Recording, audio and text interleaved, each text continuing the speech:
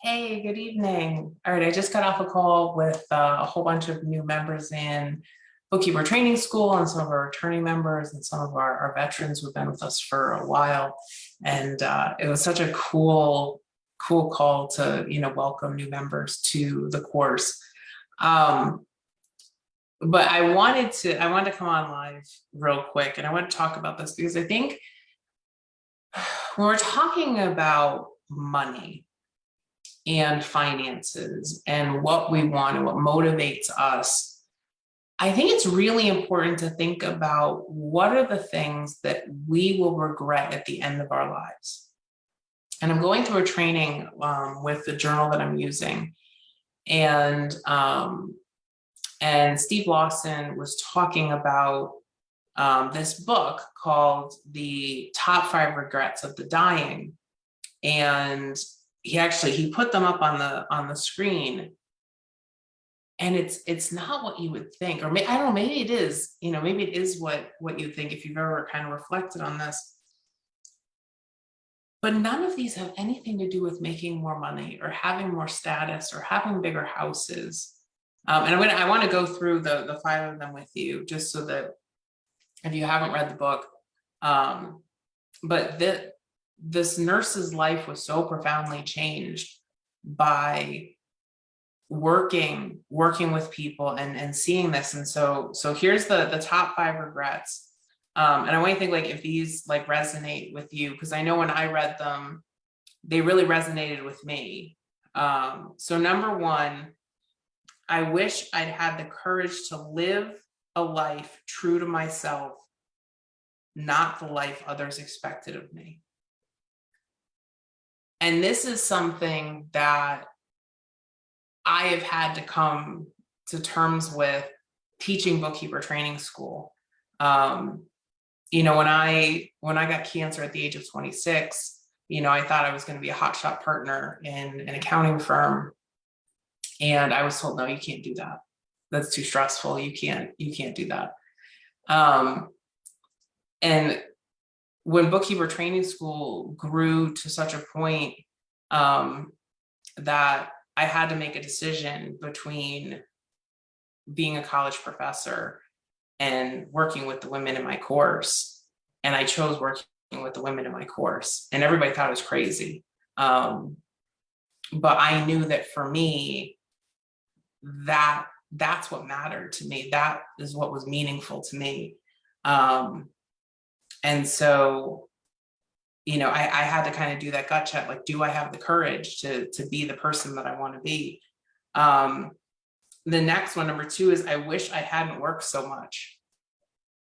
So think about that's kind of, I think we're in this place right now where so many people are kind of waking up to that, right? Post-COVID, that I don't want to work that much. I want more time with my family, right? I want to develop those relationships. And number 3, I wish I'd had the courage to express my feelings. I know that's something that I always struggle with. And number 4, I wish I stayed in touch with my friends. Again, this is something I get so caught up in work and everything that I'm doing, that I am often really, really terrible with this. And it's something that I am actively trying to work on, is building up the relationships that I have. And then number 5, and I think this resonates with a lot of women, I wish I had let myself be happier. I think so many women struggle with this. And it's interesting because the way that it said to, I wish I had let myself be happier. And I think a lot of that has to do with that we believe that there's like this place that we have to achieve, these things that we have to do before we can allow ourselves to be happy. And one of the things that I do, we gave this worksheet to people in bookkeeper training school, and we're working, it's kind of a draft of it. We're working on a daily planner page that people can use. There are 3 things that I do every single day, and it just takes me a couple minutes to do it. But I think that it's one of those things that just, it creates this mental space and this attitude that I think is critically important. And so here's the 3 things I do. Number 1, I write down 3 things I'm grateful for. And I typically do this in the morning when I'm doing my planning. 3 things I'm grateful for. And the reason that I start with that is because if you do not center yourself in what you are grateful for, right, then you lose a lot of hope in your life.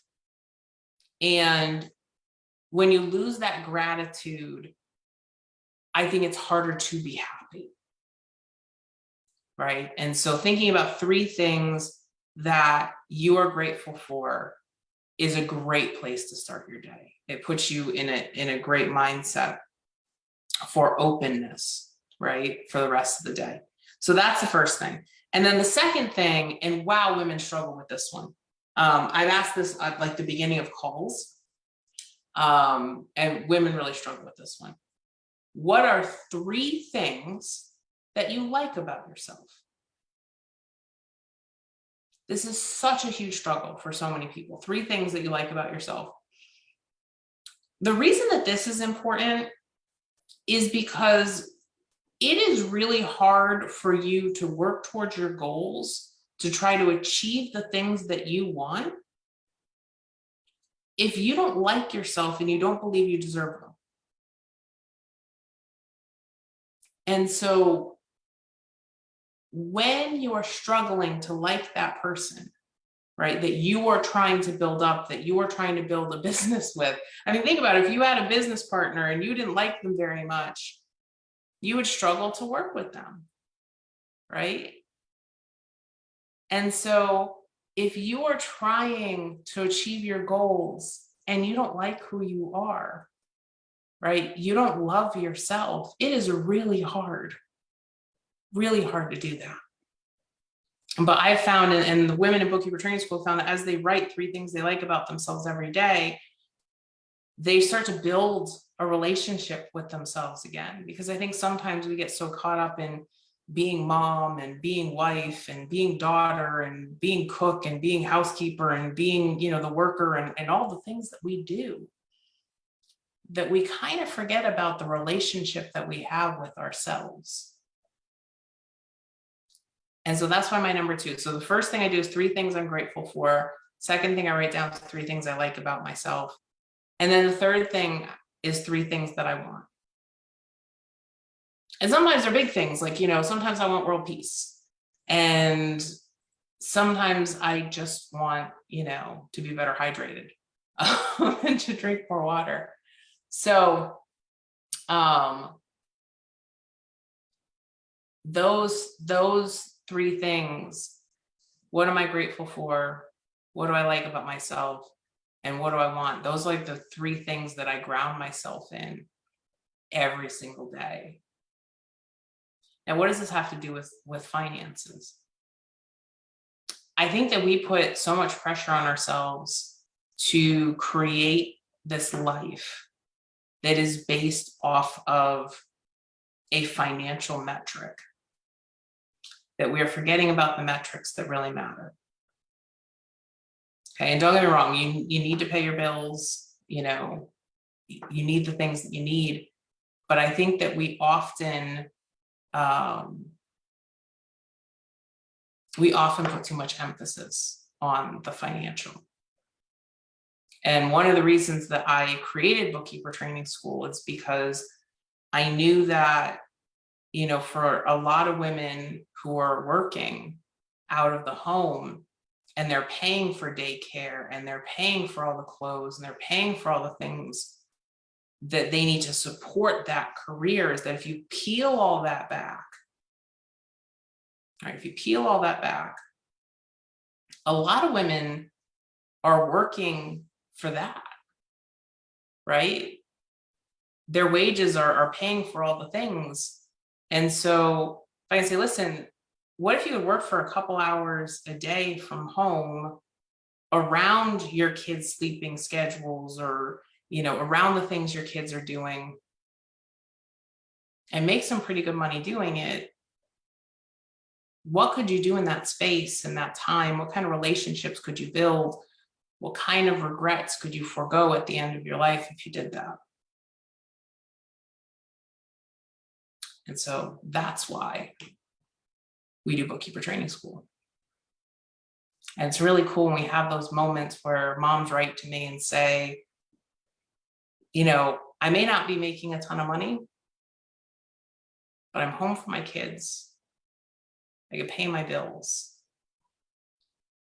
and I can sleep at night. How cool is that, right? And then we have some women who are phenomenally successful and are doing like just amazing. It's like most of the women in the program, they're not looking to build an agency. They're not looking to build something that is full-time. They want to help provide for their families while still being there for their families. And so that's what I think is really cool about what we do. And that's why it was really easy to make that decision when I had to decide if I was going to be, the university professor, or if I was going to focus on teaching my mom's bookkeeping.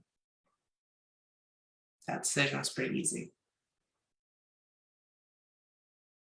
So, what is one thing that you want to make sure that you don't regret at the end of your life? And how can you take steps to make sure it doesn't happen? I hope you have an awesome night. Take care of yourselves. Take care of each other.